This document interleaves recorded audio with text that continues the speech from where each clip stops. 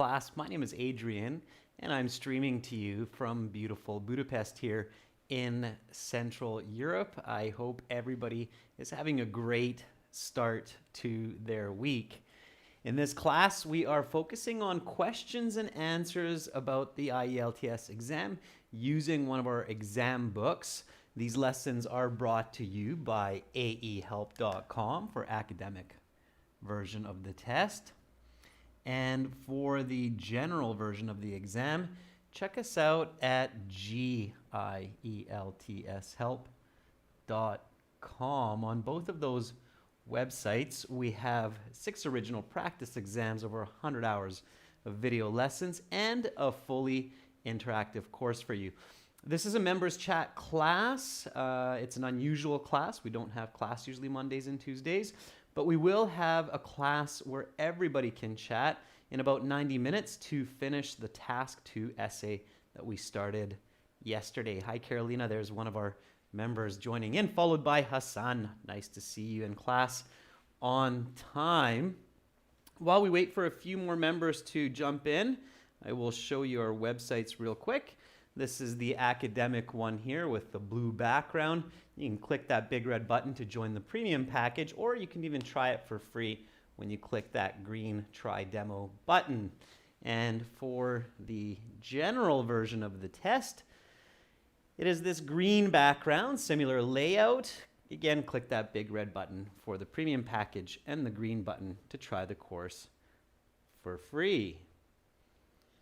Also, you can download our app, Academic IELTS Help, from your Google Play and Apple App Store. Just look for our logo. You can link the app to your web account so that you're learning from the same account, which is a really great learning experience when you are on the go.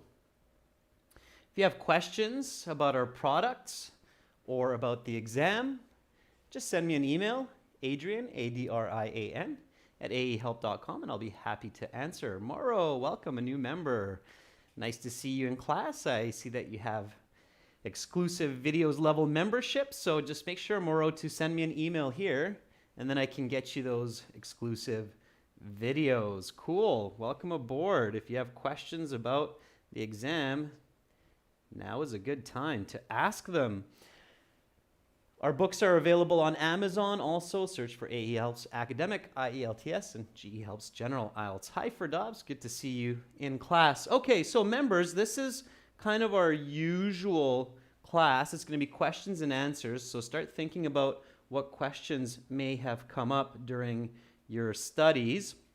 And again, we will have task 2, finishing that essay from yesterday, shortly after this class.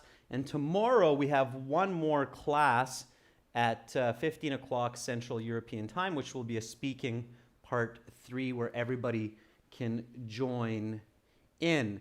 Then from the 20th to the 25th, I will be away. I will be in Austria doing a little bit of R&R, which means rest and relaxation. One of my favorite hobbies, skiing. I'll be there doing a little bit of glacier skiing, which is fun. Of course, for those of you who know that I'm Canadian, that might not be a big surprise. I figured I might as well do that while I'm here in Europe.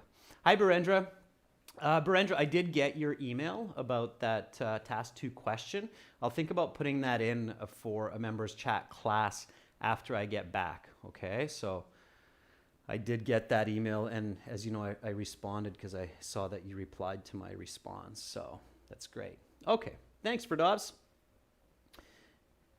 Now that I'm a dad, I tend to be a little bit more on the safe side, so I won't be doing any double black diamond skiing. I'll be sticking to the single black diamonds at most. For those of you who are skiers, you probably know what that means. Double black diamond is the most extreme type of ski course. And then their colors before that: blue, red, green, and bunny hill. That's the international measure for ski slope difficulty. Thank you for the emojis, Carolina. All right, so let's start it off. Let's do a little bit of Q&A. I know a lot of people are doing exams these days, so I'm just going to open it up. Any question that you might have. Let's just start with it. If you don't have any questions, I can definitely come up with some that I know are popular questions for students these days, but I definitely want to give our members the chance to just throw some questions out at me. Whatever section you might be curious about, the listening, reading, writing, speaking. It can be a specific question. It can be a general question. You can ask me about the test, about how it's proctored. Some people ask, what's the difference between the IDP and the British Council? Nothing much, really. They're mostly the same. British Council, I think, tends to be a little bit more organized at times, but that's not always true either. They do have the same test on the same days, so whichever one is more convenient for you, I would recommend doing. So, all right. So we got a good number of members. Go ahead, fire away some questions. Anything. No question is silly. If you're thinking it, there's a good chance that somebody else might be thinking it too, out of the 100 people that are currently watching. Hi, Mauro. Again, I'm really happy that you joined up. That's great. All right. Okay, I'll throw out a question then for you. This is kind of a hot topic these days.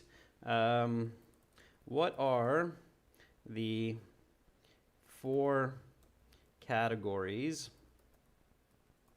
of band score descriptors for the writing and speaking section of the exam? Let's start with 1. So how do examiners mark the writing section? Does anybody have an idea around that?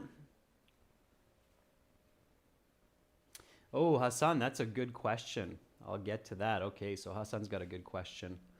All right, I'll write that down, Hassan, while you're thinking about the answer for my question. So Hassan says, how can we proofread effectively? That's a very, very good question, Hassan.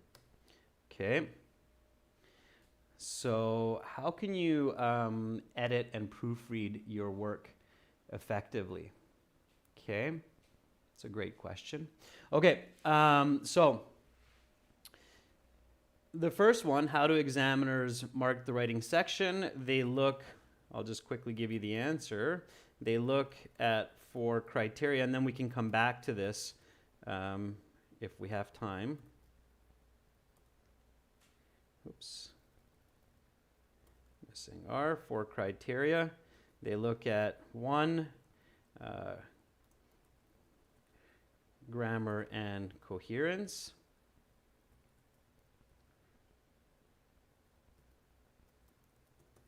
They look at lexical resource. They look at task completion.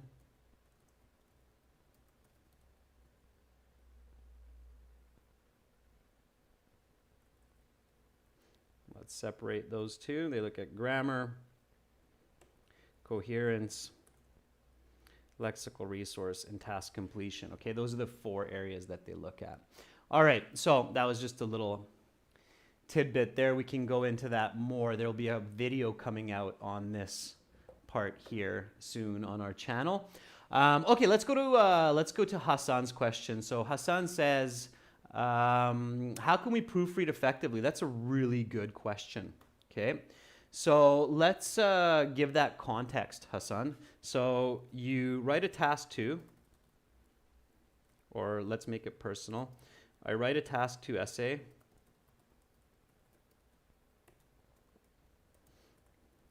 How can I check it to make it better?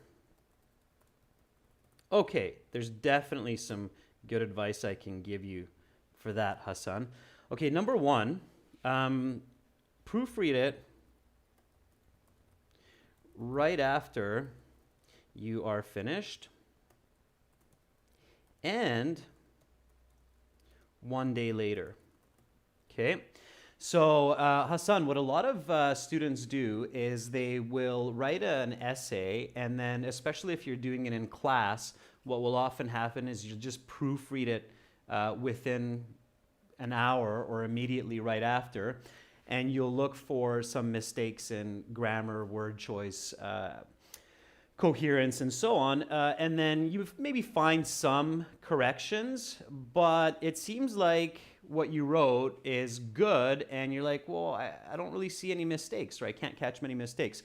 That's because the way our brain works is when we complete a job, in the moment, it usually seems like we did the best possible. However, it's a really good idea to come back to your writing 1 day or 2 days later and then reread it again. Oftentimes, when you proofread your work with a day or two apart, then you will find a lot more mistakes. So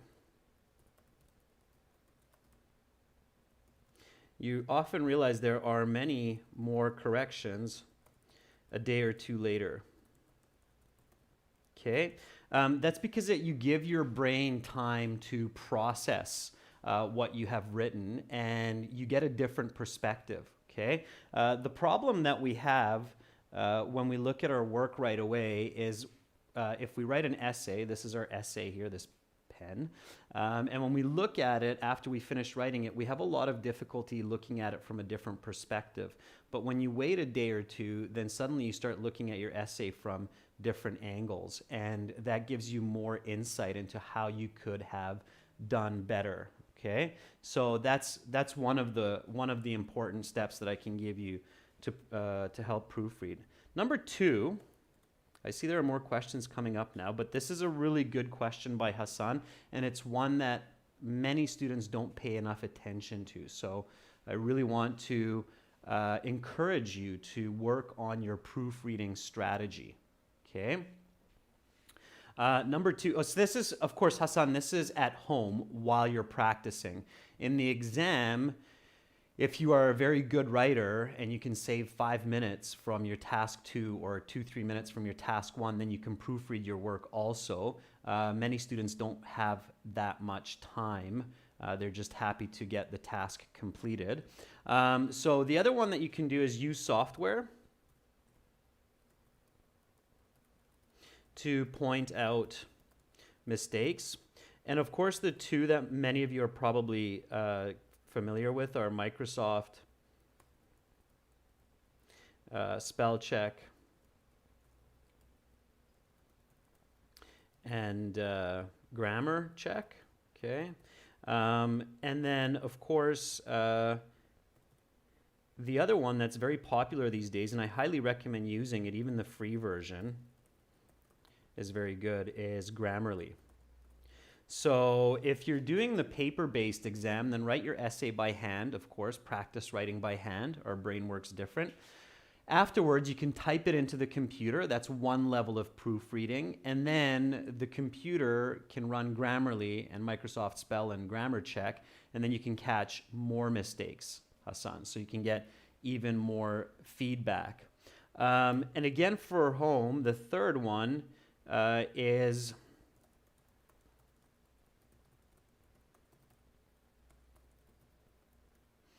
always try to get your work to somebody else. So don't be shy. I'm working on the speaking partner list members. I haven't forgotten about that. Another way that you can use that connection, so I'll get that list to all of you shortly. Another way that you will be able to use that list, not just as speaking partners, but you can actually use that as proofreading partners as well. So send each other your essays and try to get some feedback. It's a really good way to learn as well, okay? So keep that in mind, okay? So once we set up the final list for speaking partners, our members know what I'm talking about here. If you're a member and you don't know what I'm talking about, please send me an email. So once we set up our final list for speaking partners, you can also use this list to send each other essays and get what's called peer review and feedback. Okay, so oftentimes, again, it's getting that perspective from others. Is that clear, what I just mentioned there? Are you picking up what I'm putting down about this peer review and using your peers to give you feedback? Maybe we can set up a scenario where you can post it and then anybody can give you feedback on your essay, okay?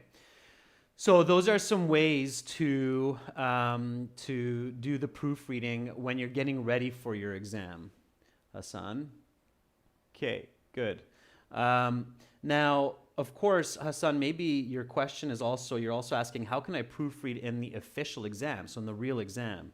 So this is before when you are practicing. Okay, and then, of course, Hassan, you might be also asking me, I'm just guessing here, but you might be also asking me, how do I proofread during the exam? Which is also a good question. Okay, so first of all, and I know some of you are going to be like, Adrian, you're crazy. I'm just happy to write 250 words. But again, remember that quality in task 1, task 2 is more important than quantity. Okay, so writing a clear essay is more important than writing a long essay. Okay, so ideally, it means in the perfect world, you can leave 3 minutes for review in task 1 and let's say 4 minutes, a little bit more time in task 2. Okay, all right.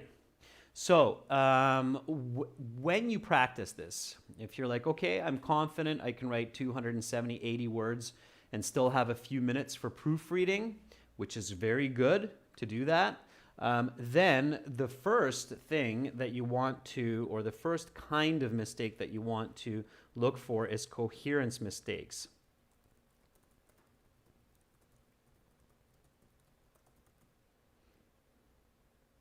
This means don't worry too much about details.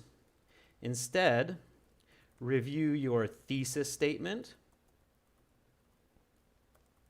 Okay, remember your thesis statement is extremely important for coherence. Okay, if you can find a mistake in your thesis statement and make it better, there's a good chance you can save yourself half a band score. Okay, so review your thesis statement, your topic sentences, and your conclusion argument statement. Okay. If you find a mistake there, correct those. So don't get lost in details like, oh, maybe there's a synonym for this word, or oh, I think this is maybe like an I instead of an A in this word. It's a spelling mistake. So sometimes when students are proofreading, they're looking for spelling mistakes or synonyms. Don't do that. Look for the big mistakes. The big mistakes are the coherence mistakes. That's what you want to catch. Okay. So pay attention to those coherence mistakes. Those are what hurt your score the most, okay? So that's what you should be reading for, okay? Does it make sense? All right. Vandana, welcome to our group of members. Happy to have you on board. Okay, so that's a bit about proofreading. There's a lot more there. We could probably spend many more minutes on proofreading, but I do want to get to some other questions. I saw some more coming up. Those are the most important ones that come to mind for me right now that I always tell students. So look for those key mistakes during the exam when you're proofreading, okay? Coherence mistakes, all right? And then you can look for tense mistakes like the word will or an incorrect past tense or present perfect. Those are usually coherence mistakes as well. Okay. Let's see what else we have here. So Moro is saying, I sent you my result and asked you to advise me for a reading score, please, as my reading score was very low, whereas I need to boost it to 7. Okay, cool, Moro. I will check out the email, and then I'll take a look at it and give you a little bit of feedback on what's going on. Okay? So make sure to read every day, Moro. Okay. Are you reading every day, Moro? And if yes, what are you reading? Okay. The one sure way to boost your band score is to make sure that you're reading every day. All right.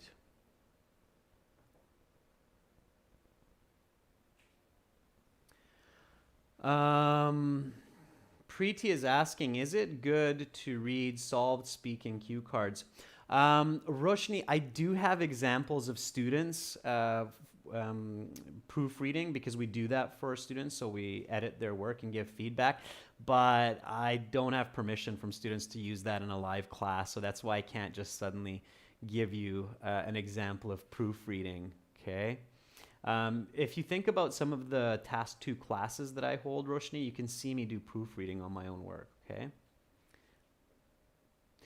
Yeah, Moro, typical news articles for everyday reading, it's okay, but it's not enough. You need to read more connected information like a book. I really, really highly suggest, Moro, choosing a biography, so the story of a person, as I've mentioned in previous classes, like Steve Jobs or something, and reading that. So to improve reading,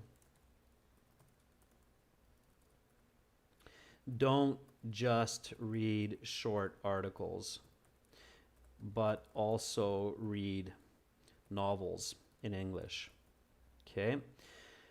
It's very, very, very effective to improve your reading, to read a novel, Moro. So choose a biography. I recommend biographies. They're really good usually. That interests you, that keeps you interested, for at least 30 minutes a day. Okay? Yeah, so just reading the news on your phone, Moro, it's not enough, okay? All right, Preeti, is it a good idea to read solved speaking cue cards? Do you mean, Preeti, like, is it a good idea to practice from sample answers to cue cards? Because if that's your question, Preeti, then yes, it is. So definitely it is good to look at sample speaking responses to questions and cue cards,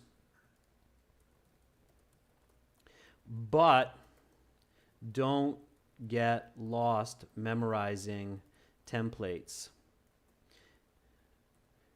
This type of language gets low band scores, okay?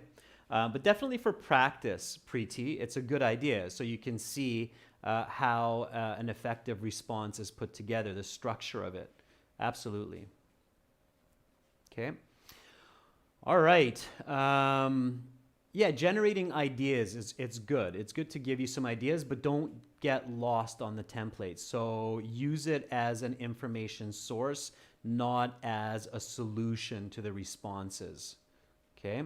All right, Roshni says, while reading, I can have the same speed until the third paragraph and feel rush and not having confidence in my answers. Okay, Roshni, that's a good question.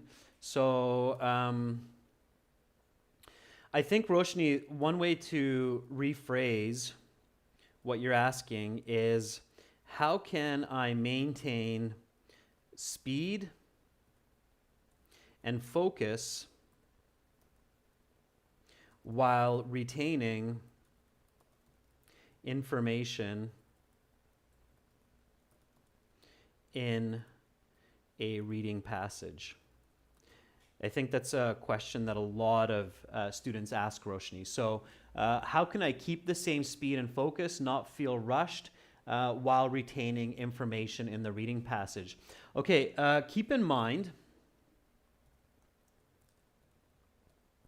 that slow and steady wins the race. Okay, it's the turtle and the hare. All right. So if you read a bit slower, let's say 10%, but understand 25% more, you will be much faster and more accurate giving correct responses to the questions. So keep that in mind, Roshni, that you have to find the right balance between reading speed comprehension and giving answers. Okay, so that's one, Roshni. The other one is remember what I've said. So use visualization and critical thinking to keep a mental catalog of the information in the passage. This means read actively, not passively. Okay? It's really easy to fall into passive reading. Okay? Make the information interesting for you, Roshni. I know that in the exam, there are lots of different topics, and some of the topics seem very distant, very uninteresting for students. But you can't let that happen in your thinking when you're practicing and when you're sitting in the real exam. You have to imagine that it's the most amazing and incredible information that you've ever come across in your entire life. Okay?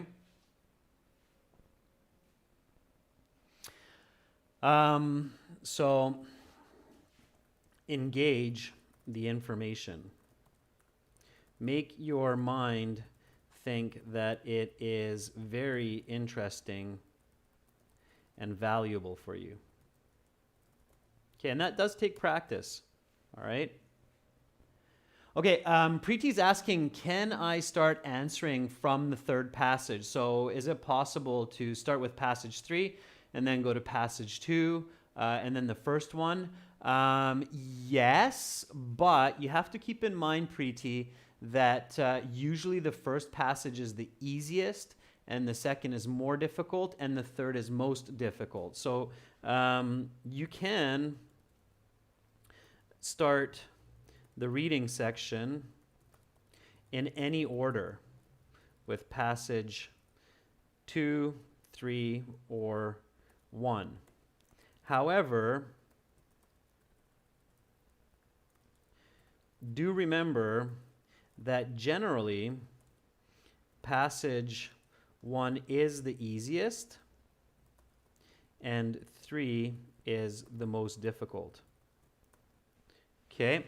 There are certain tools that the examiners use to make it this way with the questions, with the topics. Passage 1 is usually something very physical, like talking about pyramids or tigers or some topic where you can see it, you can touch it, it's easy to visualize, it's more connected. Passage 2 and 3 can be more abstract topics, like something about art, something about society, something about psychology, philosophy. So a topic that's more difficult to comprehend because it's not tangible. So you should start with topics that are tangible, that are physical, in the physical world, and you should leave topics that are abstract or intangible for later on. But having said that, if, and this is an interesting point, if one of the passages is your cup of tea, it means your area of expertise, then start with that passage. So let's say, Preeti, that you're a biology student and passage 2 is a topic in biology, then it might be a good idea to start with that passage because you will be more confident. The terms may be more familiar. You've seen those words in English more often in your studies, in your reading. So start with passages that are familiar, okay? Sometimes that's not passage 1. Sometimes the most familiar passage might be passage 3 for you, okay? So keep that in mind. All right.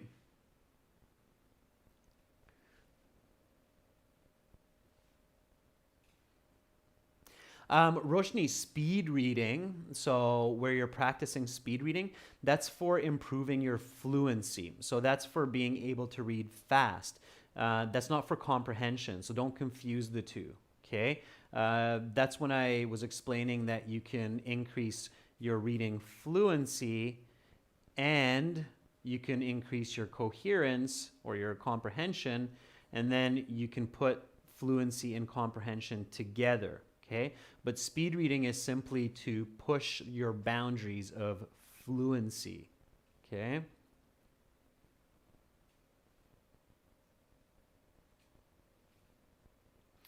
Hassan is asking, generally speaking, how can we minimize our mistakes as much as possible in the reading and listening? Okay, that's an interesting question, Hassan. I like the way your brain works. So Hassan says, generally speaking, how can we reduce mistakes in listening and reading? Okay, so some general answers, Hassan, for your question. Number one, stay focused and confident throughout these sections.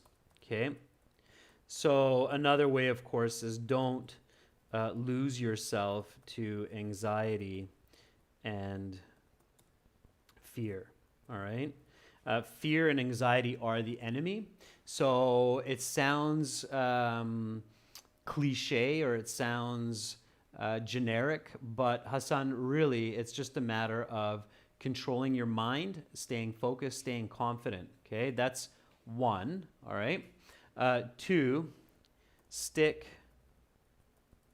to strategy.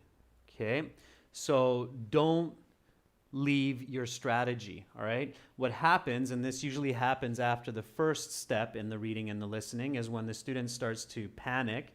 They start to get a bit of fear because maybe they lost their place in the audio and the listening, or they feel like there's not a lot of time left in the reading.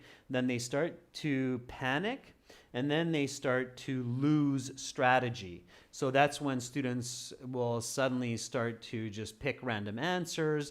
They'll just suddenly start to skim and scan for answers, and that's a very quick downhill nosedive. Okay, so if you've practiced your strategy before the exam, don't suddenly throw that out the window because you're feeling a little bit of panic. Take a deep breath, stay focused, and keep going.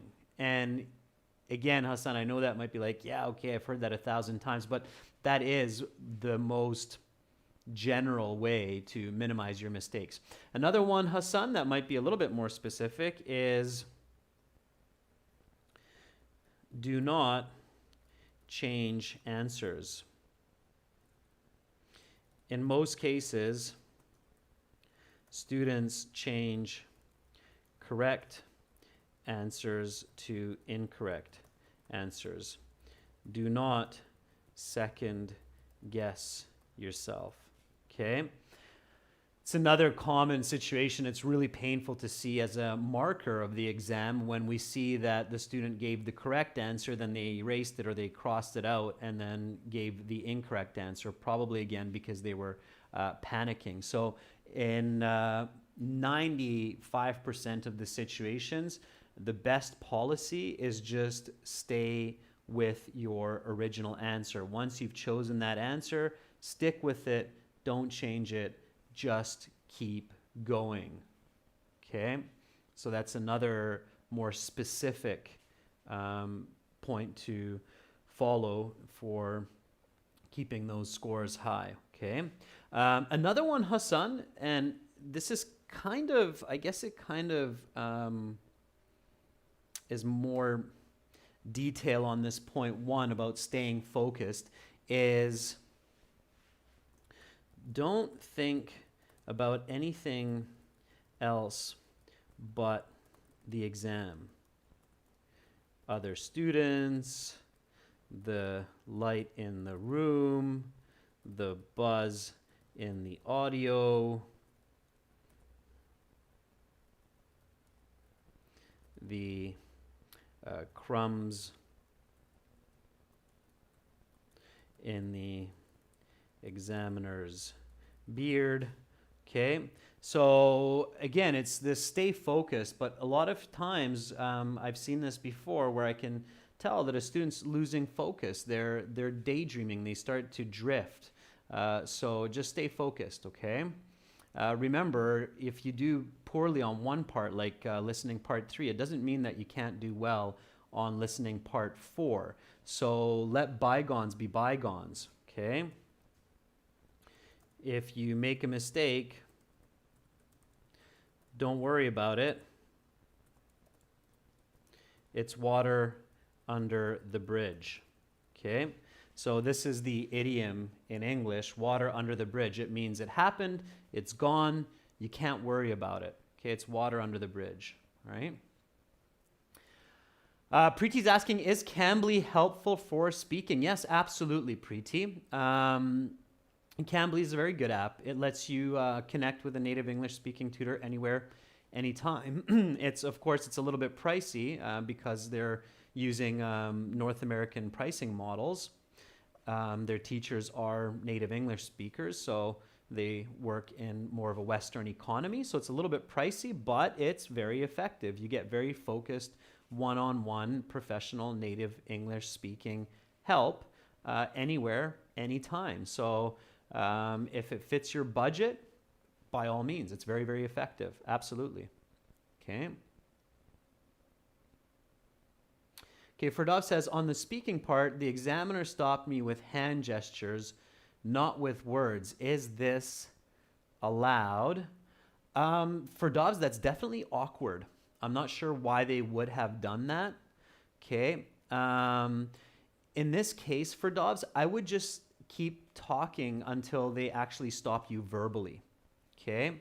So that's an interesting one for Dobbs. I've never heard that before, but I can imagine. I mean, there's a lot of students and a lot of examiners worldwide. So only pay attention to the verbal communication of the examiner in the speaking section. I'm not sure if they were trying to help you out with that for Dobbs. Maybe they were thinking that if they don't tell you verbally to stop, it might get you to focus more on the controlling idea of the question or the cue card, and they were trying to be sneaky and help you out so it's not on the recording. But you should really only be paying attention. So what I would have done for Dobbs in that situation is just kept talking until the examiner actually asks me the next question or says, okay, that's enough, let's go to the next question. Okay, so only pay attention to the verbal communication of the examiner in the speaking, especially because body language can be misunderstood easily.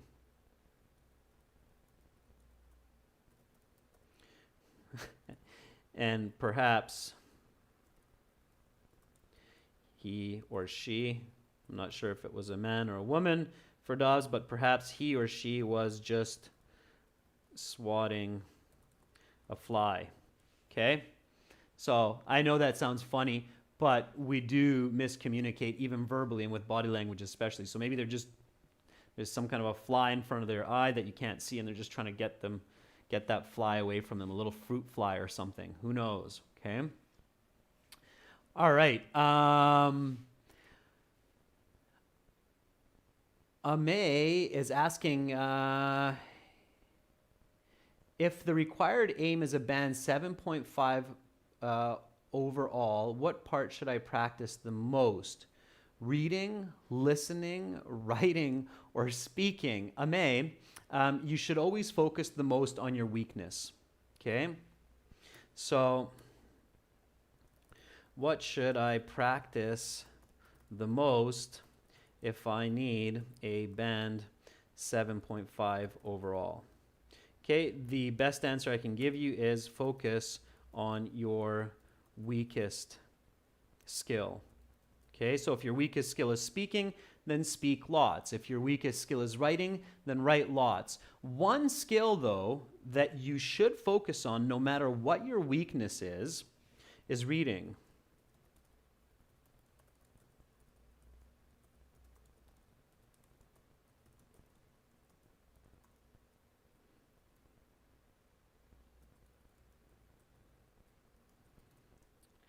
Okay, both silent and aloud reading. Okay, because reading helps to improve all domains of communication.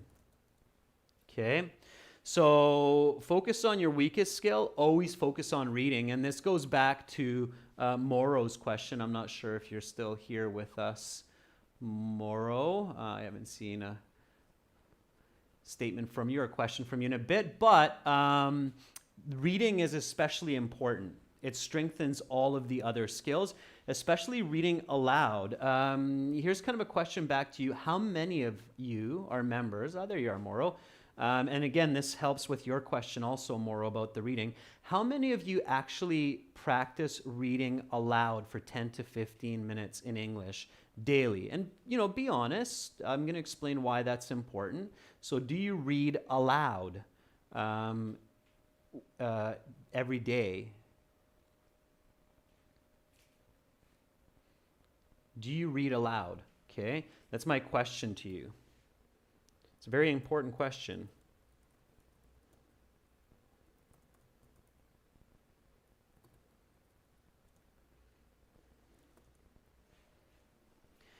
And the reason why, Moro says I do, but I get bored after 5 minutes.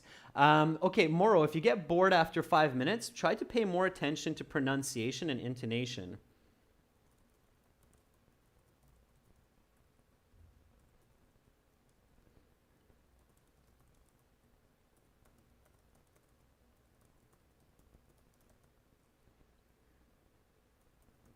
Attention to punctuation. So don't just read like da da da da da da da da da da da, but actually read with an up and down, just like the author intended, with the periods, the commas, the semicolons, and enunciate. Okay.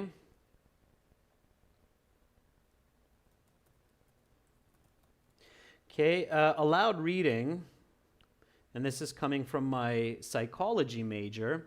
So aloud reading is exceptionally effective. It's called multiple sensory integration learning. It uses your eyes, mouth, which is your muscles of the face, and ears. Okay? And of course, while you're reading aloud, pay attention to meaning. It's even more challenging than when you read silently. Okay? So that's one of the big reasons why reading aloud is so effective, because effectively you are doing listening exercise, you're doing reading exercise, you're doing speaking exercise all at once. Okay? All right. Ferdovs says, I got overall 6.66, reading 6.5, but I need 6.5. Whew, Ferdovs, you are really close. Students, when you're really close, Ferdovs, here's a really important point for you to keep in mind. So when you're really close to your needed band score, don't get down on yourself. Okay. Don't get down on yourself is another idiom or expression, which means don't become depressed. Okay. Instead, use this as a source of motivation, meaning don't give up when you are so close to the finish line, okay? And again, I say that because so many students, when they're so close to their needed band score and they just don't get it, then they're like, oh, what a bummer, I didn't get it, this is terrible, I hate this exam, now I have to go back and sit the exam again, and they get depressed and they're sulking, and I respect that it's a lot of money and so on, but instead use it as encouragement. So, of course, the other idiom that maybe many of you are thinking of right now is see the cup as half full, not half empty. Okay? So instead, look at it from the perspective of, wow, I was that close. I was only 0.5 away. So for Dobbs, you're very close. And the difference between a 6 and a 6.5 for Dobbs is not terribly difficult to achieve. So if you keep pushing, keep studying, it might take you a few weeks, maybe a couple months, but you're definitely very close, okay? Remember, life is long. It's not a 2-hour Hollywood movie. We got a good 80, 90 years these days, hopefully. So just push forward. You got lots of time, push forward, focus on the present. Revise your strategies, maybe add new learning materials, try to change up what you were doing before, so don't get stuck in the same system, okay? Reinvent your learning and use your score as a source of encouragement. A 6.66 and a 6.5 means that you're a fluent user of the English language in listening, reading, writing, and speaking, and that is exceptional. Okay, that's really good. A lot of people would love to have that score for Doves. So find courage and strength in that. Okay. All right. So, any other questions? So those were some really good questions, students. And some of my responses might be redundant. You might have heard them many times before, but it's good to be reminded of these important thoughts. Okay? Not just reading needs practice, Manal. You definitely want to practice all of the components, listening, reading, writing, and speaking. But definitely you're right, Manal, that reading does need attention. Okay?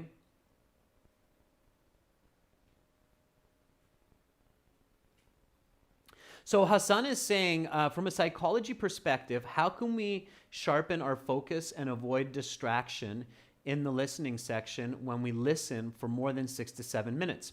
Hassan, funny enough, the quick answer that comes to my mind is going back to reading novels, okay? So in order to have sustained attention, you need to have practice for sustained attention, okay?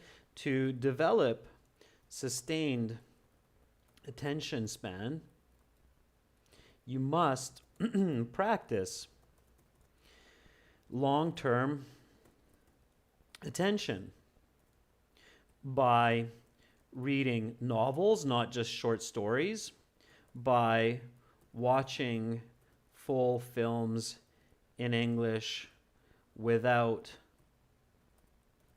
stopping, by listening to lengthy podcasts and interviews. Okay. So stretching our attention span is a skill that requires practice. Absolutely. Okay. So these days, especially because our lives are so hectic and we are much more surrounded by situations that require just short attention spans, like a 2-minute mobile phone game, a quick coffee break, a 2-minute advertising that we see on the street as we walk by, or a poster or something. So our life these days seems to be full of these very short little segments and pieces. And so our attention spans are very, very short. And this is actually reflected in a lot of our modern day culture. A lot of media is focused around these little snippets like Facebook, Instagram, so on, Twitter. It's like they're just these little pieces. One really good exercise that you're already doing to improve your attention span, Hassan, is joining these classes. So as you know, these live streams are roughly 50 minutes to an hour long, and that means that you're here, you're listening to me, we're holding a dialogue back and forth for 50 minutes to an hour straight. And that's definitely helping all of our viewers that stay from the beginning to the end to increase your focus and your attention span. So that's already a good practice, Hassan. That's very good. Okay. Moro says, I'm really keen to take the IELTS exam on the computer. However, my typing competency is horrible. What do you recommend? Moro, I've got a great answer for you. Okay. So I want to take the computer-based exam, but my touch typing is terrible. What should I do? Okay. Here I've got great advice for you, Moro. Search for rapid typing tutor, and Carolina will know what I'm talking about because I've suggested this to you. Carolina, are you using this piece of software? Rapid Typing Tutor? It's free, totally free. Somebody was really, really awesome to create this absolutely free, no advertising, nothing, as far as I've seen it. There's Carolina. Carolina says, yes, it's great. Okay, cool. Carolina, I'm really happy you started using that. So search for Rapid Typing Tutor. It's totally free. It will not only improve your typing in English, but you will also be reading, learning grammar, and vocabulary, and improving your hand-eye coordination. Okay, so check out that piece of software. That's a brilliant way to improve your English skills because, of course, this software is in English, so you're typing the words in English. You might have to, not you might, you probably will have to set up your keyboard for an English keyboard. I highly recommend doing that anyway, okay? I'm always amazed when students are preparing for the IELTS exam, especially the computer-based, and they're using a non-English keyboard. Don't do that. In fact, go on Amazon and order yourself an English layout keyboard so that you can switch it, okay? There's quite a few fairly cheap wireless keyboards that you can just, with a USB, connect to your computer and you can switch it up, okay? So that's good. Pavan says typing.com is also a good website. I haven't checked that out, Pavan, but thank you for that information. So that's my last piece of advice for today, is use an English keyboard, okay? It's very important, okay? I'm always weirded out when students send me an essay and I can tell right away just by looking at it at first glance that it was not written with an English keyboard. And I'm like, ugh. All right, so make sure you do that. All right, members, a lot of really great questions. We got some excellent dialogue going in this class. I hope you picked up some good general tips and ideas, as well as some specific points and suggestions that will help you to prepare yourself more.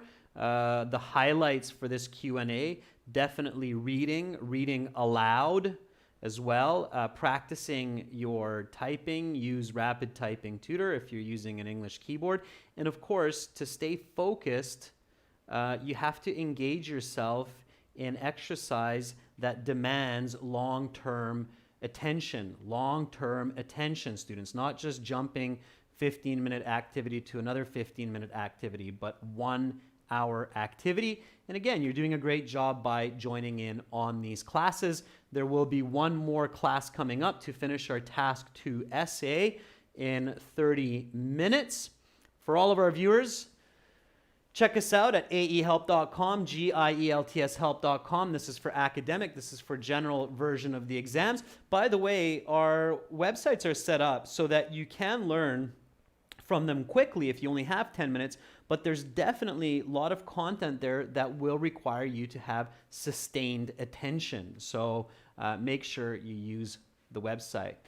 Okay, cool. I will catch hopefully most of you in 30 minutes time. That's it for this class. Have an awesome rest of your Monday, and hopefully I will see you in a bit. Bye for now.